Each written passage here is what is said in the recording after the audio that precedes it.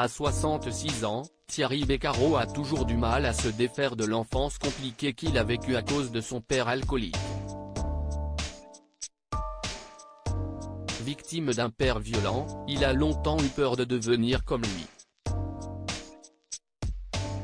Sa femme, Emmanuella, ne lui a même posé un ultimatum pour qu'il réagisse.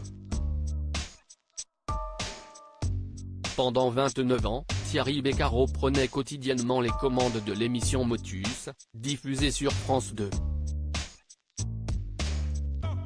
Toujours de bonne humeur, il a longtemps réussi à masquer des blessures causées par son enfance difficile marquée par les coups qu'il a pu recevoir de la part de son père.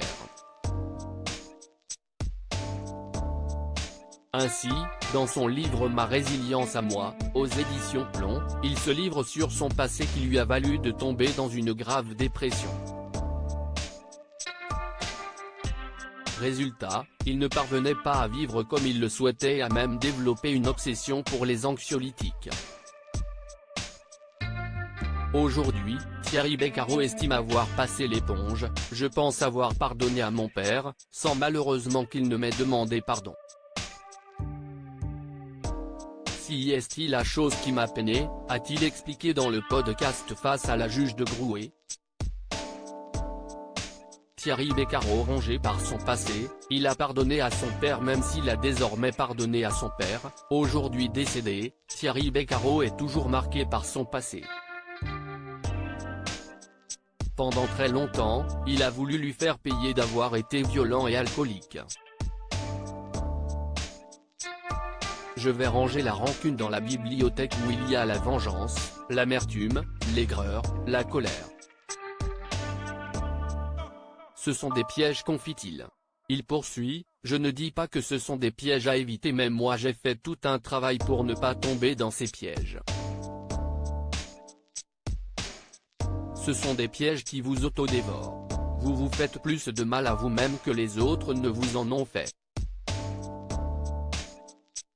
Thierry Beccaro évoque l'ultimatum posé par sa femme. Si Thierry Beccaro a réussi à aller de l'avant, si est aussi grâce à sa femme Emmanuella qui partage sa vie depuis plus de 20 ans.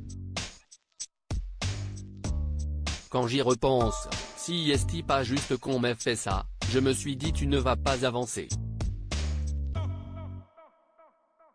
Si est ma femme qui m'a dit un jour, je ne pourrai pas continuer comme ça si tu continues à vivre uniquement sur le passé.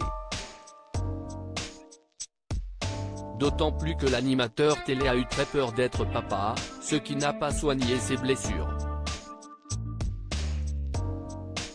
La peur absolue de l'enfant maltraité. Si moi je vais répéter.